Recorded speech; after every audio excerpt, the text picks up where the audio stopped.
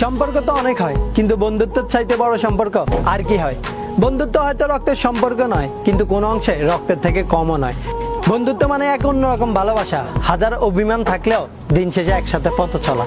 বন্ধুত্ব মানে no thanks no sorry, সব ভুল একমাত্র তোরই।